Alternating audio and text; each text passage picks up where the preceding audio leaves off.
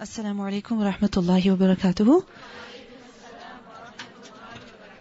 How are you all doing? Ready for story time? نحمده ونصلي على رسوله الكريم أما بعد فأعوذ بالله من الشيطان الرجيم بسم الله الرحمن الرحيم رب اشرح لي صدري ويسر لي أمري واحلل عقدة من لساني يفقه قولي يا أيها النبي إنا أرسلناك شاهدا ومبشرا ونذيرا وداعيا إلى الله بإذنه وسراجا منيرا وبشر المؤمنين بأن لهم من الله فضلا كبيرا. So in our previous lesson, we learned about the hijrah to Abyssinia. That when the Prophet ﷺ went public with the da'wah, which was after 3 years of prophethood, he received a lot of opposition from the enemy, from the mushrikeen.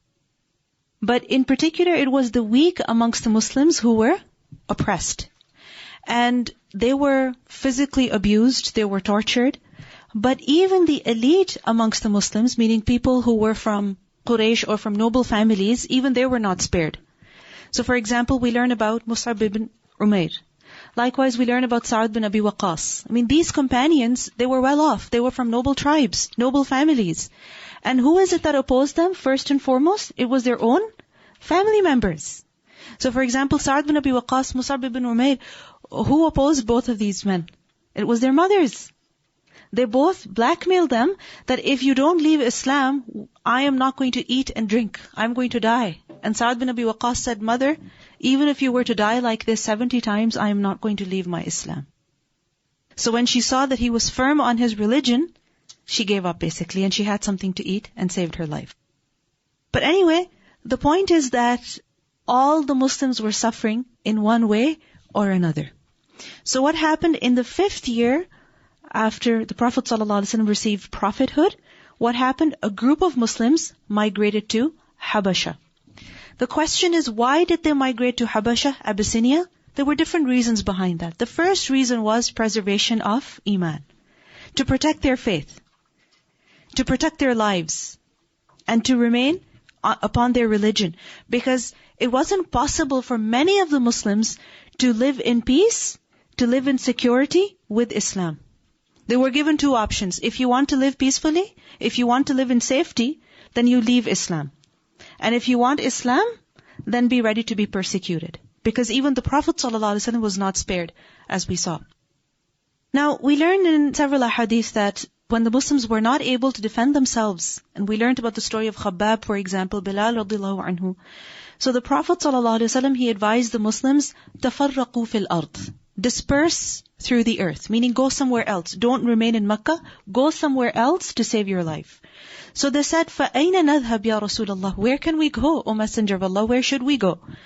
And the Prophet ﷺ, he pointed in the direction of Habasha and he said, هَا هُنَا, go over there, meaning go to Habasha.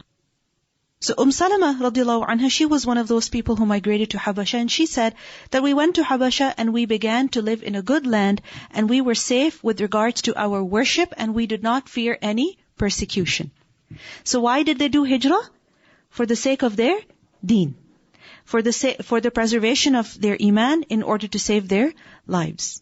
And in Surah An-Nahl, ayah 41, we learn, وَالَّذِينَ هَاجَرُوا فِي اللَّهِ مِن بَعْدِ مَا ظُلِمُوا لَنُبَوِّئَنَّهُمْ فِي الدُّنْيَا حَسَنَةً.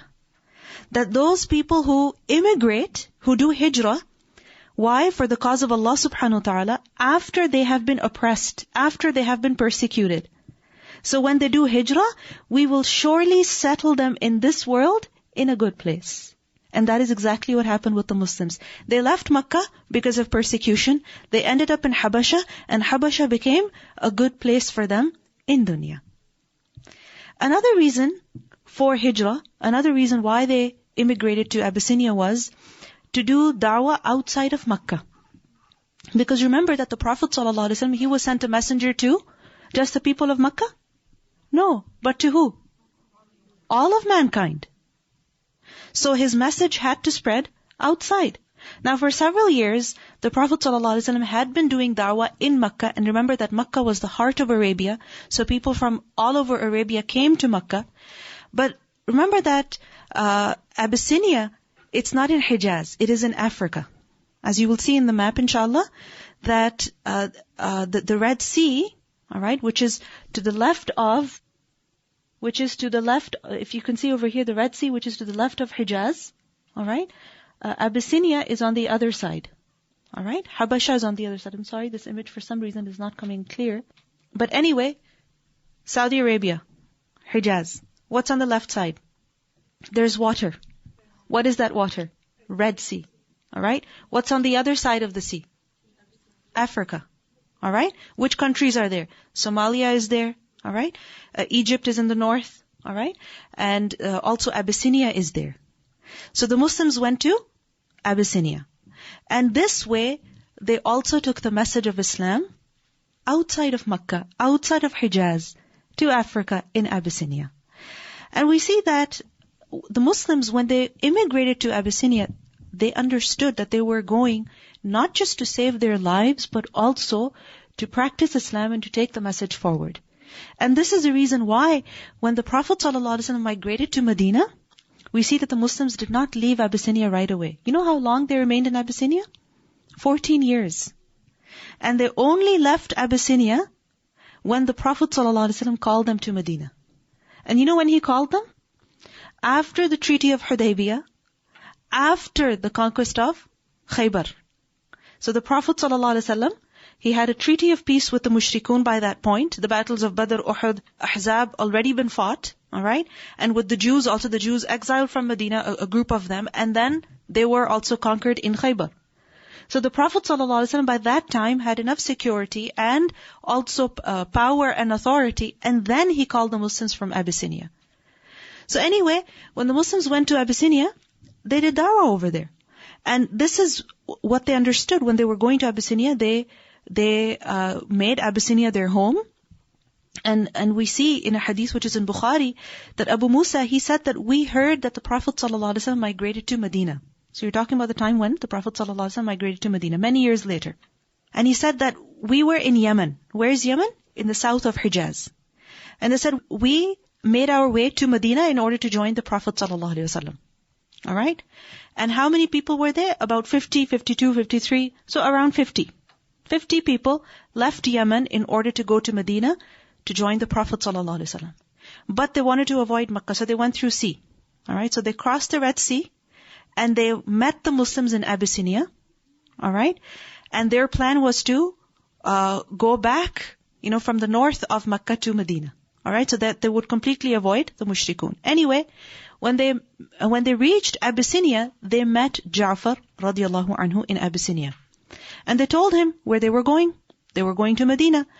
Ja'far radiallahu anhu, he said to them, Inna Rasulallahi sallallahu alayhi wa sallam ba'athana hahuna wa amarana bil iqamah fa aqimu ma'ana. He said the Messenger of Allah sallallahu alayhi wa sallam sent us here and ordered us to stay here. So you too stay here with us. Stay here with us. And when the time is right, the Prophet sallallahu alayhi wa sallam will call us.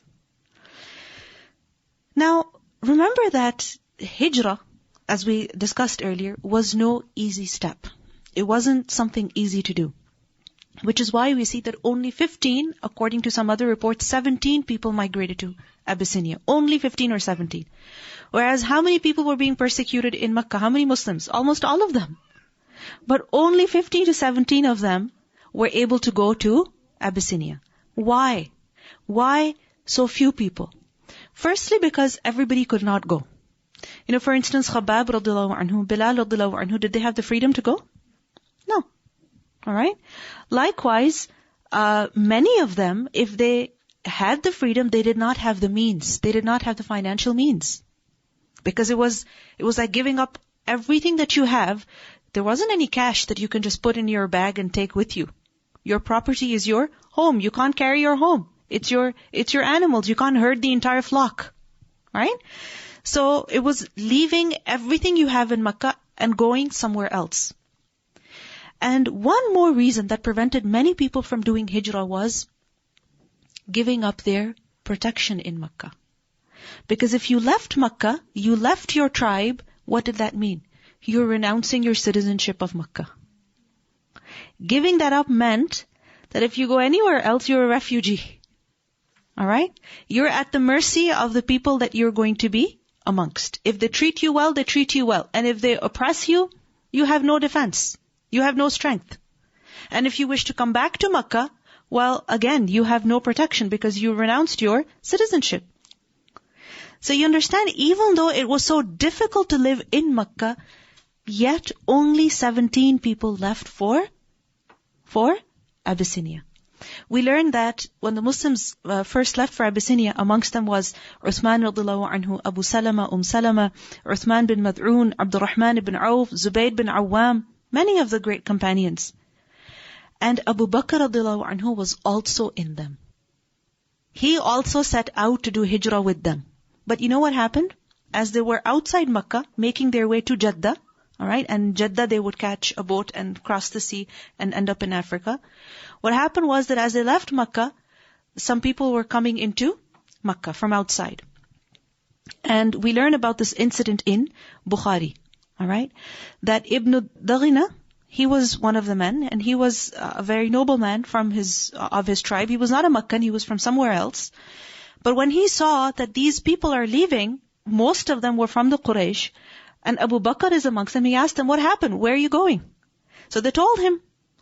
And when he saw that Abu Bakr was in them, he said, Abu Bakr, a man like you cannot leave Makkah. This is not right. That a person like you, who helps the needy, a person like you who is so noble, it is not right that you are being made to leave Makkah to save your life. So what happened? Ibn Daghna, he said, you come with me back to Makkah. I'll ensure that you are protected. I will ensure that you are under my protection. So imagine, Abu Bakr radiallahu anhu, he went with Ibn Daghna back to Makkah.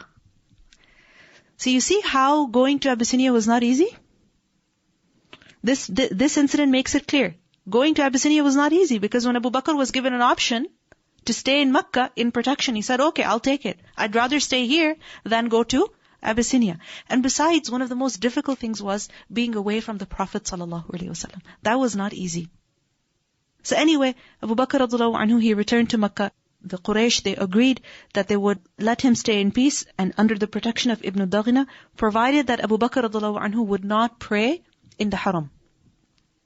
So Abu Bakr radiallahu anhu agreed, and he started praying at his house, at his home. He was the first one to make a masjid. Alright, he extended a portion of his house, and he would pray salah over there, and he would recite the Quran over there. And Abu Bakr radiallahu anhu is described as a man who was bakka, who would cry very easily, very frequently, and his recitation was also very beautiful, with all that feeling. And it was so attractive that the women, the children, the slaves, all the passers-by, they would just stop in awe and just stare and listen to Abu Bakr radiallahu anhu performing the prayer and reciting the Quran. So the Quraysh, they got really upset. They sent word to Ibn Daghna that, look, Abu Bakr is doing this and we don't want it. So either you take back your protection from him, or you tell him that he's not allowed to pray anymore at all. So Abu Bakr radiallahu anhu, what do you think he did? He said, take your protection back. I don't need your protection anymore. And don't stop me from praying. And this is when the mushrikun of Makkah, they assaulted Abu Bakr radiallahu anhu regularly as well. Remember, there was a time when Abu Bakr radiallahu anhu was beaten up so much when he was trying to save the Prophet ﷺ that he became immobile for approximately a week. He had been hurt so much, he had been abused so much that he was just in his house, unable to get up, unable to go out of his house for a week. So anyway, Abu Bakr radiallahu anhu, he remained in Makkah. Now there's one question, which is that out of all places, why is it that Habasha was chosen for hijrah? Why did the Prophet ﷺ tell the Muslims to go to Habasha? Why not Yemen? Alright? Why not Asham? Why not somewhere else? Why Habasha? There were different reasons behind that. One of the main reasons was that the king over there, Najashi, alright, his title was Najashi. Negus, the Negus, he was well known, he was famous for his adl, for his justice. He was known as a just ruler who did not persecute his people, who did not oppress his subjects. He gave them their space, their freedom, and this is the reason why the Prophet ﷺ told the Muslims to go to Abyssinia. Salama radiallahu anha, this is a hadith in As-Silsilatu Sahiha. She said that when Makkah became constricted for us and the companions of the Messenger of Allah ﷺ were hurt, they were tortured, and they were afflicted with various trials and persecution because of their religion. And the Messenger of Allah ﷺ was not able to defend them. But he himself was in the protection of Abu Talib, alright, or his tribe. And he was not able to defend the Muslims. He said to them, in the land of Habasha is a king who does not wrong anyone who is with him, who does not oppress anyone who is with him. Anyone means a person of any background, any religion. Whether he's Christian, Jew, mushrik, anyone. He does not oppress anybody. He gives them their freedom. So go join him in his land until Allah makes a way out for you and an escape from the ordeal that you are in. So you understand why Abyssinia was chosen? What was the reason? The justice of Najashi, of the king.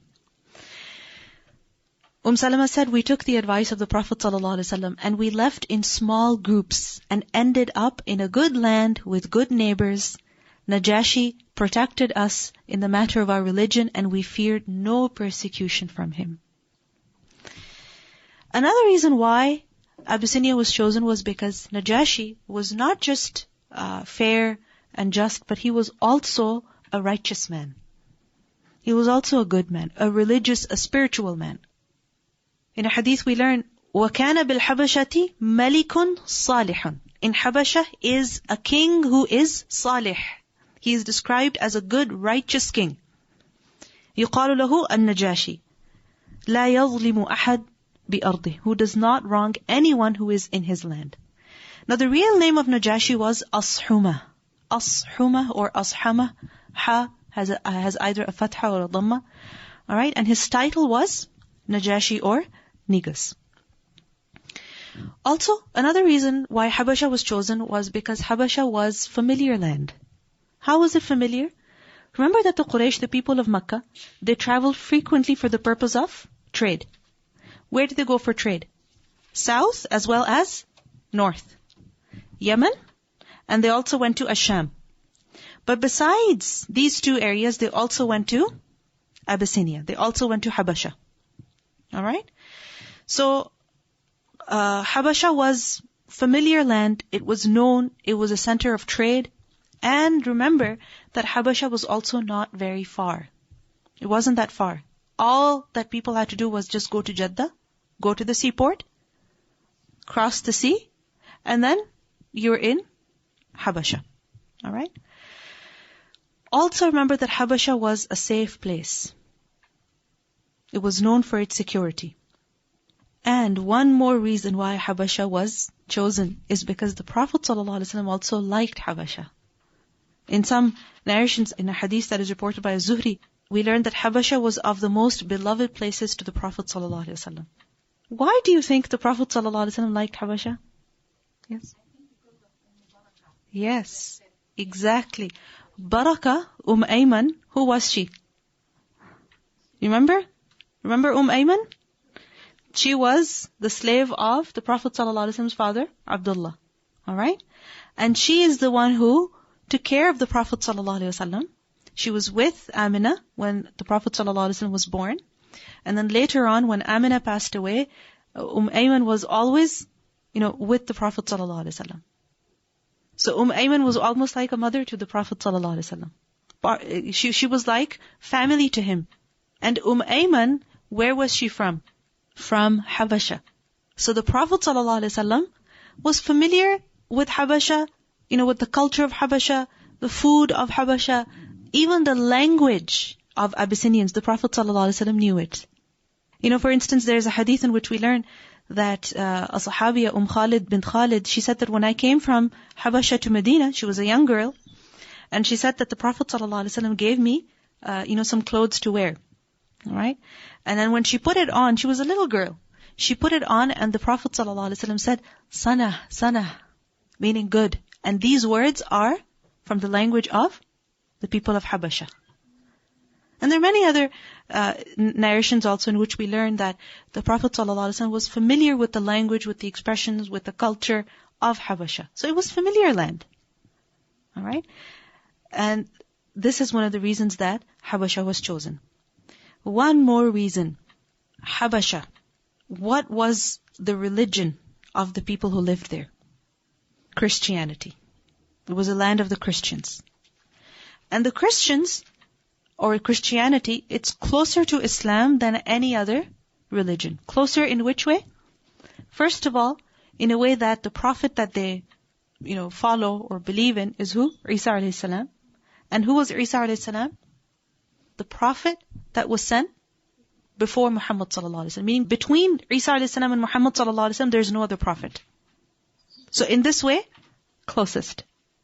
And in another way, that in terms of beliefs or deen also, and this is why in the Quran we learn that you will find the closest people in love to the Muslims to be who?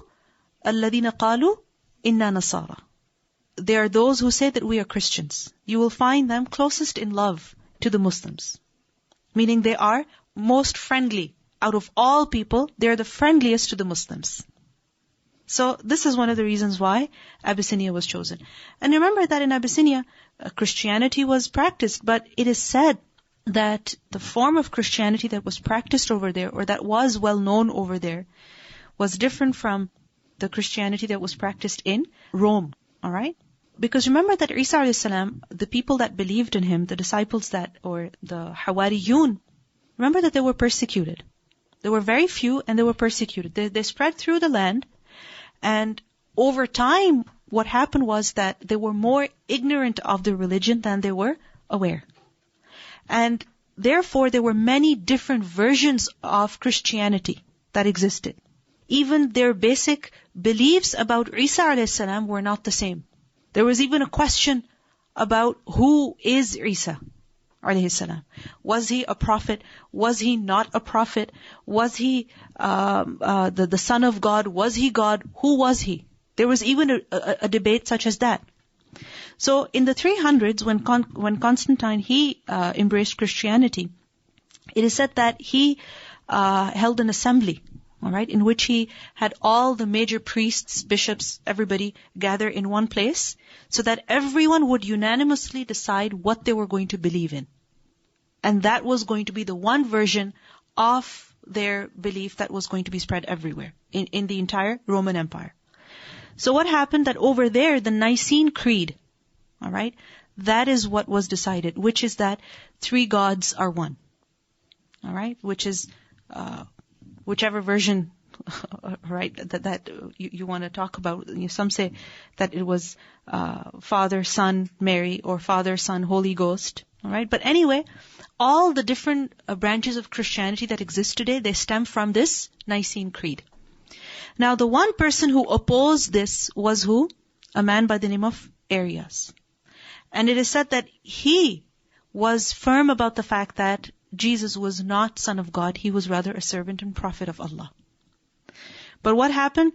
It was decreed that he should be assassinated, he should be executed.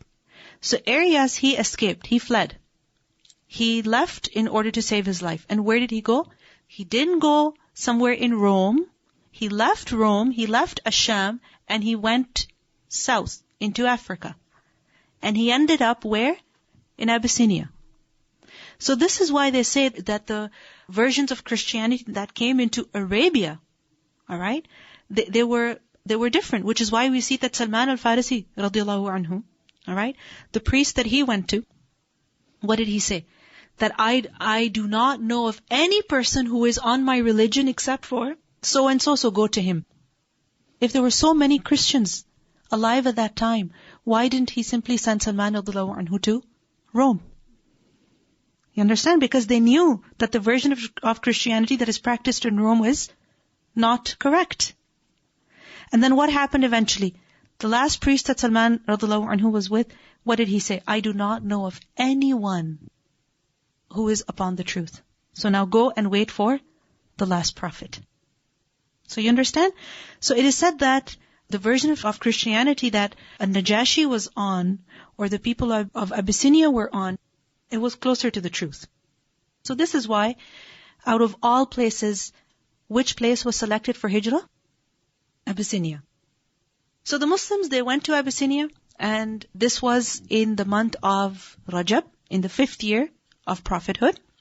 Alright? Now what happened? Which month comes after Rajab? Sha'ban. Which month comes after Sha'ban?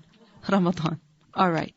Now 2 months later, in the month of Ramadan, in Makkah, the Prophet ﷺ, he was near the Kaaba, and there were many mushrik, or rather Quraysh, noblemen over there also, and the Prophet ﷺ recited Surah An-Najm. When he recited Surah An-Najm, the last ayah of Surah An-Najm, what does it say? Anybody?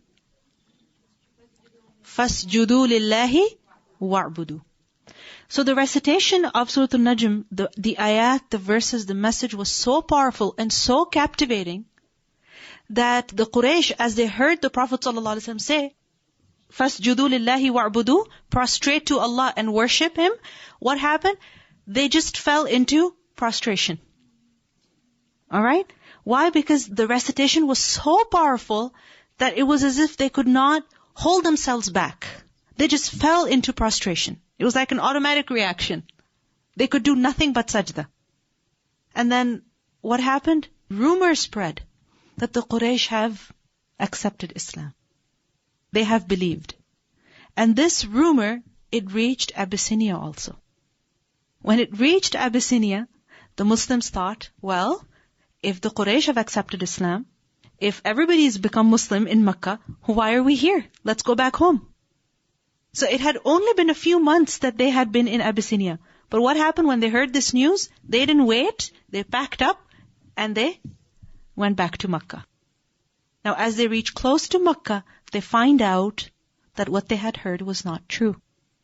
So some Muslims, they said, you know what, we have to go back. It's not safe for us to go to Makkah. So they went back. But others said, we're here, we might as well go into Makkah now. Let's see what has happened. Hopefully things have changed. But now, as they go back into Makkah, remember, those who went back to Makkah, which citizenship did they have? What protection did they have? No protection. Right? They had basically kind of cut off ties with their relatives in the sense that, fine, you don't want to protect me, don't protect me, I'm going. I don't need your protection. You understand? So, they were basically unprotected in Makkah. Some of the Muslims, they went back to their tribesmen, or they went to other tribesmen, alright, or people who were somewhat related to them, and they offered them protection, so they were in protection. So for example, Uthman bin Maz'un, he was protected by Walid bin Mughira out of all people. Abu Salama, he was related to Abu Jahl. Alright? Now Abu Jahl, he was so happy that Abu Salama is back and he doesn't have anybody's protection. We're not going to protect him. He's on his own. What happened? Abu Salama went to Abu Talib. Abu Talib said, fine, I'll protect you. You're under my protection. So Abu Jahl comes to Abu Talib fighting with him. What are you doing?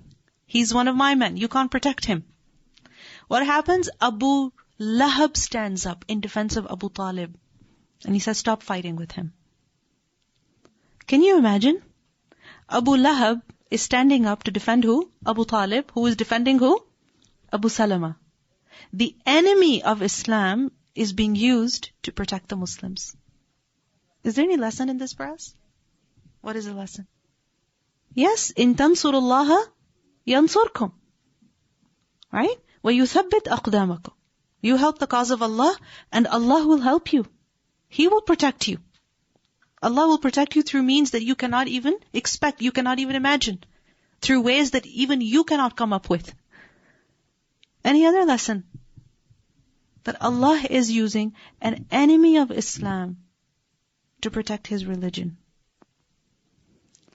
That means that Allah subhanahu wa ta'ala does not need us to protect His religion. to serve His religion, to preserve the truth, to pass it on. This is the cause of Allah, and the cause of Allah will prevail. It is our fortune if we get to have a share in this cause. If we have a share in this cause, good for us. And if we don't have a share in this cause, then you know what? It's going to prevail anyway. It doesn't depend on us.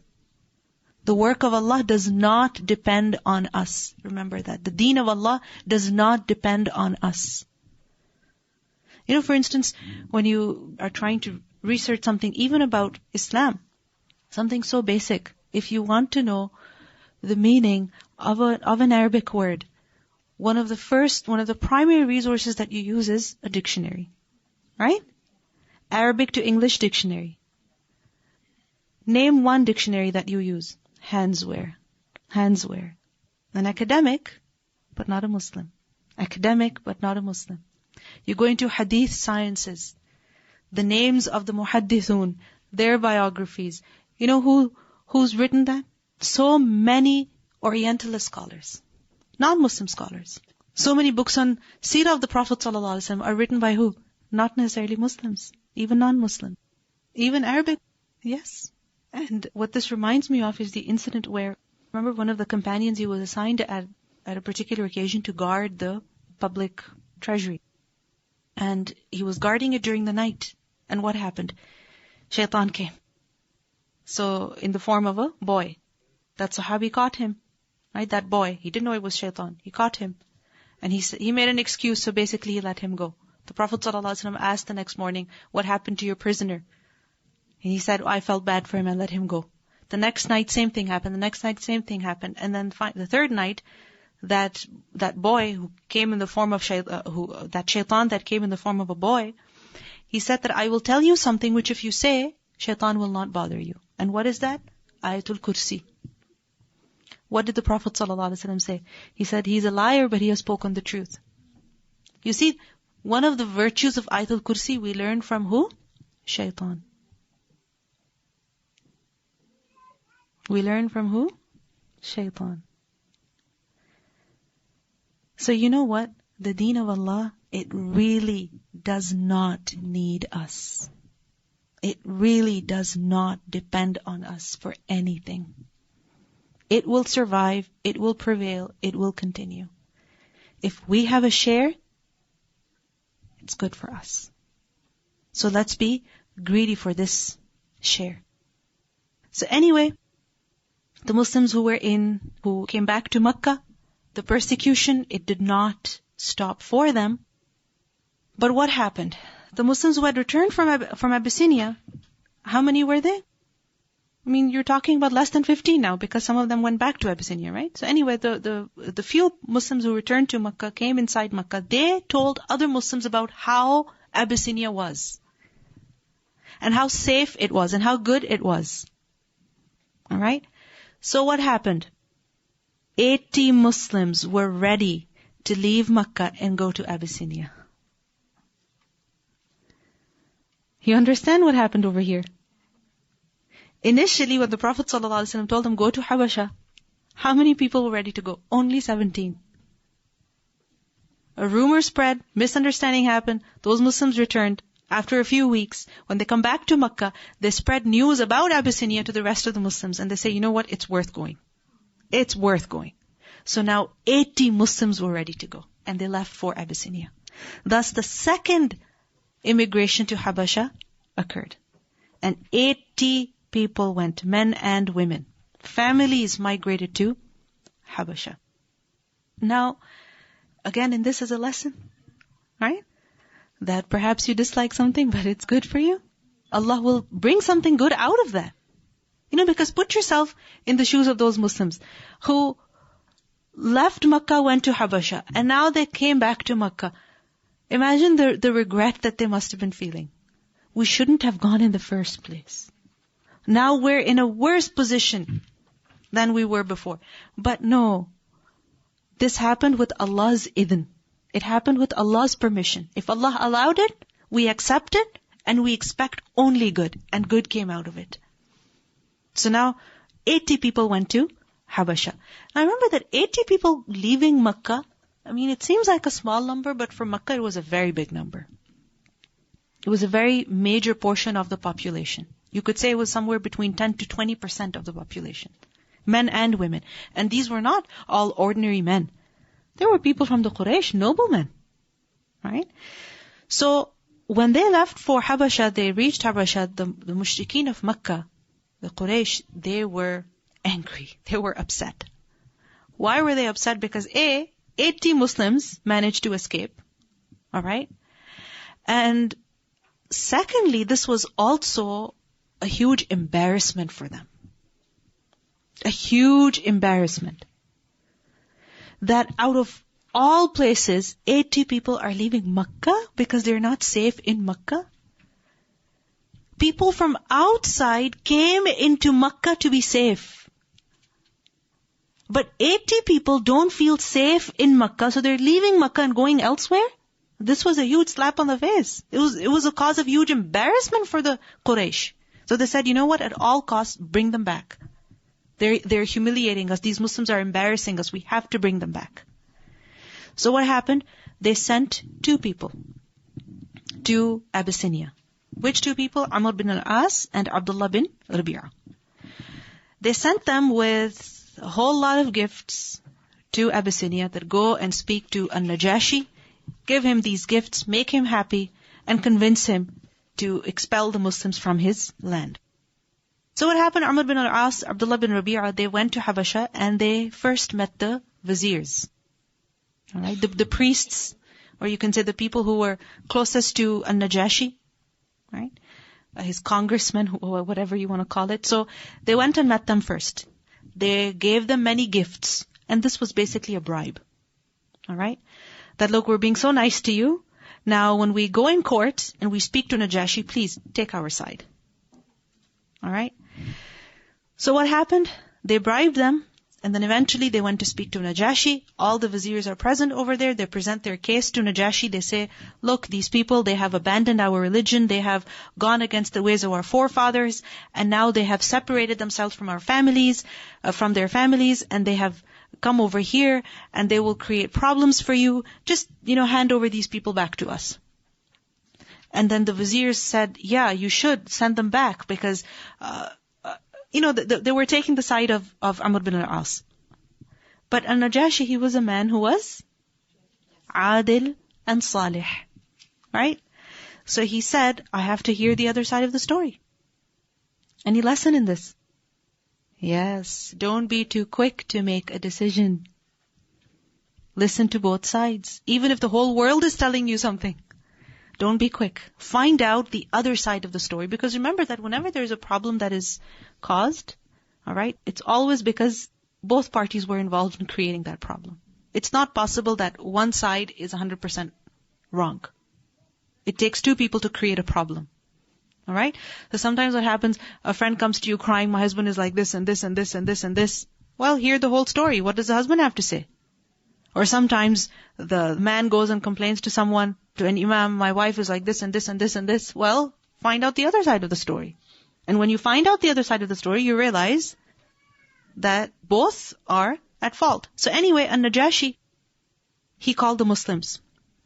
The Muslims were obviously afraid.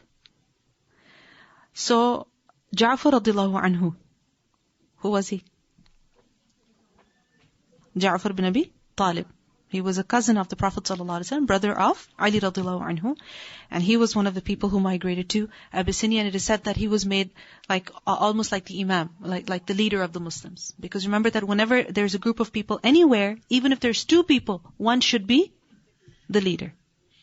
So anyway, Ja'far radiallahu anhu, he said, we're just gonna say the truth. Whatever we are asked, we're gonna say the truth. We're not gonna change the truth. So, An-Najashi asked that, what is this religion because of which you have separated yourselves from your people? You're neither on my religion, nor are you on any other religion that exists. I mean, you haven't become Jews, you haven't become fire worshippers, you're not mushrikun, you're not Christians, what are you? What is this religion? What is this new thing that you've come up with? So Ja'far radiallahu anhu responded, he said, O king, we were plunged in the depth of ignorance and barbarism. We adored idols. We lived in unchastity. We ate the dead bodies and we spoke abominations. We disregarded every feeling of humanity, and the duties of hospitality and neighborhood were neglected. We knew no law but that of the strong. And then Allah raised among us a man, of whose birth, truthfulness, honesty, and purity we were aware of. And he called us to the oneness of Allah and taught us not to associate anything with Him. He forbade us the worship of idols. He enjoined us to speak the truth, to be faithful to our trusts, to be merciful, and to regard the rights of the neighbors and kith and kin. He forbade us to speak evil of women or to eat the substance of orphans. He ordered us to flee from evil and to abstain evil, to offer prayers, to give alms, and to observe fasts. We have believed in Him. We have accepted His teachings and His injunctions to worship Allah and not to associate anything with Him. And we have allowed what He has allowed and prohibited what He has prohibited. For this reason, our people have risen against us. This is what we believe in. This is what we do. This is the man that we follow. And our people are against us. They have persecuted us in order to make us forsake the worship of Allah and return to the worship of idols and other evils. They have tortured and injured us until, finding no safety among them, we have come to your country and hope that you will protect us from oppression. What a comprehensive speech. And a beautiful way of doing da'wah. What a beautiful picture of Islam he has painted. How? That this was our state before Islam. And now, when we have become Muslim, our state has improved. But our people have opposed us, and they have oppressed us, and we have no safety among them. And this is the reason why we have come to you. So Najashi, upon this, he requested to hear something from the Quran. So Ja'far radiallahu anhu, which surah did he recite? Surah Maryam. And Surah Maryam, what does it talk about? The first few verses talk about the story of Zakaria alayhi salam, the birth of Yahya alayhi salam, and then about Maryam and the birth of Isa alayhi salam. So when these verses were recited, what happened? Najashi, he wept. He wept so much that his beard became wet. And not just Najashi, but even the priests who were with him, even they wept. And Najashi said, this is the same speech that Jesus brought. Both are from the same well, or both are from the same flame, meaning their origin, their source is the same. So Najashi, he addressed Amr bin al-As and he said, I will never hand over these people to you. Go back. You cannot make any plot against these people. Go back. They have my protection. Any lesson we learn from this? What kind of da'wah? Yes. Yes, exactly. That we see how wise, first of all, Ja'far radiallahu anhu was. That the words he used to describe Islam, to describe Muslims, and then the surah that he selected. Alright? The verses that talk about Zakaria alayhi salam, Yahya alayhi salam, Maryam, Isa alayhi salam. All of this was something that Najashi was already familiar with. He loved it. And really the surah is beautiful. The words in which the story is narrated is truly very heart softening. And this is a huge lesson that if we ever get the opportunity to do da'wah to people, they want to know about Islam, start with what? Common grounds. Common grounds. Right? I remember once we visited a Mennonite community, Amish community. All right? This was in Alberta somewhere. And it was very interesting because they are on a very different version of Christianity. Their women even, they cover their heads and the men have beards and so on. Anyway, so they were asking us about Islam. So we told them, and they're like, okay, if the Quran is supposed to be a continuation of the previous messages, or Muhammad sallallahu alaihi wasallam is supposed to be from the same chain of the prophets, then why isn't the Quran considered the third testament? All right. So anyway, they also wanted to know what was in the Quran. So my sister, she recited Surah Maryam, the beginning verses, and I read out the translation to them, and they were just shocked that what? You guys believe in Jesus? In Virgin Mary? They were shocked. They had no idea what Islam was. And when they heard the story of Maryam of Zakaria, they were amazed. And they asked for a copy of the Quran, and we gave it to them happily. May Allah subhanahu wa ta'ala guide them to the truth. But this was a very good conversation that took place. Right? And obviously the idea that Surah Maryam should be recited came from this story. So anyway, the Quraysh, now Amr bin al-As was a very intelligent man. Later on he embraced Islam. Anyway, he came up with another idea. He said to Najashi, these Muslims, they say very blasphemous things about your God Jesus. Alright? So Najashi said, again, I have to hear the other side of the story. So he called the Muslims and said, what do you say about Isa alayhi salam? Again, the Muslims were scared. Ja'far radhiyallahu anhu said, we're only going to speak the truth. We're not going to change the truth just to please Najashi. So he said, we say exactly what the Prophet ﷺ has told us, that Jesus was the servant and prophet of Allah, his ruh, and his kalima that he cast upon Maryam, the virgin. And all these words are from the Quran. Right? Now remember, over here, Ja'far radhiyallahu anhu didn't say anything negative. He didn't say things like, he is not the son of God, and what you say is wrong. No, he didn't go offensive. Right? He just said something that Najashi would agree with. Alright? Few words. True. Honest, correct words. But just enough. Right? So again, Najashi, he sided with the Muslims. It is said that he picked up a small twig and he said that by Allah, what you have said doesn't exceed what Jesus says by this twig. Meaning there is no difference between the message of Isa and the message that you have come up with. Alright? No difference at all. Not even as much as this small twig. So anyway, Najashi made his final decision and he said to Amr bin al-As that go away, take your gifts back, and tell your people that these Muslims will stay here. They have my protection. And don't try anything again. Ever. So now the Muslims had the full protection of Najashi. They lived in Abyssinia in full security. And we see that Najashi, he established friendly relations with the Prophet ﷺ. In a hadith we learned, which is in Musnad Ahmad, that Abdullah bin Buraydah, he reported from his father that Najashi gifted the Prophet ﷺ plain black leather socks, which the Prophet ﷺ wore. And when he had to do wudu, he wiped over his socks, because he had wudu from before when he put on the socks. In another narration we learn, which is also in Musnad Ahmad, that Aisha radhiyallahu anha said that once a gift was sent to the Prophet ﷺ from Najashi. And in that gift was also a ring with an Abyssinian gem on it. A gold ring. So the Prophet ﷺ gave that ring to his granddaughter, that you wear it. So anyway, from all of these traditions we see that Najashi, he didn't just protect the Muslims, he was also good to the Muslims, so much so that he established good relations with the Prophet ﷺ, who was all the way in Makkah and then later on in Medina. And when the Prophet ﷺ, later on when the Treaty of Hudaybiyah was made between him and between the Muslims and the Mushrikeen of Makkah, and the Prophet ﷺ sent letters to the different kings inviting them to Islam, he also sent a letter to Najashi, officially inviting him to Islam. And Najashi accepted. He became a Muslim. And this is the reason why when Najashi died, what happened? The Prophet ﷺ performed Salatul Janazah for him. Najashi died in Abyssinia and the Prophet ﷺ performed Salatul Janazah for him in Medina. And this incident happened in the 9th year after Hijrah. Alright?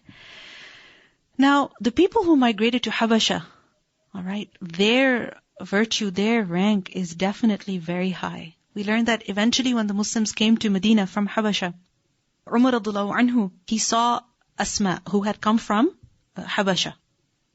And he asked Hafsa, his daughter, that who is she? And Hafsa said that she is Asma, the daughter of Umais. He said she is the Abyssinian, meaning the one who went to Abyssinia, the woman who traveled overseas. And she said yes.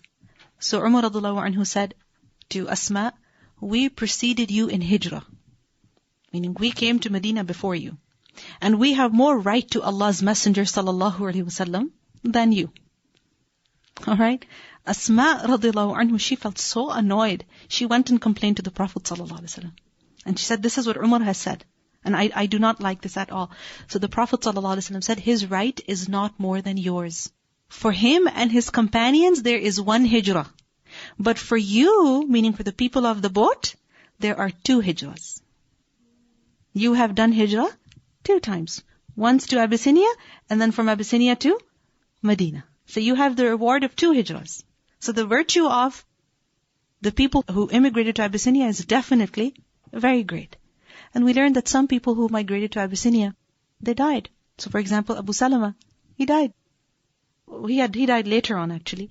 But one of the companions who died in this journey was Khalid bin Hizam. In a hadith in As-Silsilah As-Sahiha, we learned that Zubair bin Awam said that Khalid bin Hizam, he set out to migrate to the land of Habasha. During the journey, a snake bit him, and he died. And Allah subhanahu wa ta'ala revealed, Surah An-Nisa, ayah 100, that whoever goes out from his house as an immigrant to Allah and His Messenger, and death overtakes him, then his reward is incumbent on Allah. And Allah is ever forgiving and merciful. Zubair radhiyallahu anhu said that I was waiting for him in Habasha, hoping that he would arrive soon. And when I heard about his death, I was severely grieved. Because whoever from the Quraysh did hijrah had with him a wife or a child or some other relative. But I was the only person from my tribe. And I only expected Khalid to join me. Because he was from his tribe. So he was waiting for Khalid to come. But when Khalid died on the journey, Zubair radhiyallahu anhu was really, really grieved. But Allah subhanahu wa ta'ala revealed ayat that whoever dies in the journey of hijrah, then his reward, فَقَدْ وَقَعَ أَجْرُهُ عَلَى اللَّهِ. His reward is definite with Allah. When the Muslims were in Abyssinia, they learned many things. Obviously, they had the freedom to practice their religion, and they also lived amongst the Ahlul Kitab. At one occasion, we learned, this is a hadith in Ibn Majah, authentic hadith, that the Prophet ﷺ, at one occasion, he asked one of the companions that, you lived in Habasha, tell us something about what you saw there. Share some story with us. Some experience of yours. So a young man, he said, O Messenger of Allah, while we were sitting, an elderly nun, she went past, she walked in front of us, carrying a vessel of water on her head. And there were some young boys, one of them came and he pushed her. And when he pushed her, she fell, and obviously the vessel also fell. And when she stood up, she turned to him and said, you will come to know, O traitor, that when Allah sets up the footstool and gathers the first and the last, and hands and feet speak of what they used to earn, you will come to know your case and my case in His presence soon. So these words, the concept over here is very similar to the concepts that we learn. And the Prophet ﷺ said, she spoke the truth. She spoke the truth. She definitely spoke the truth.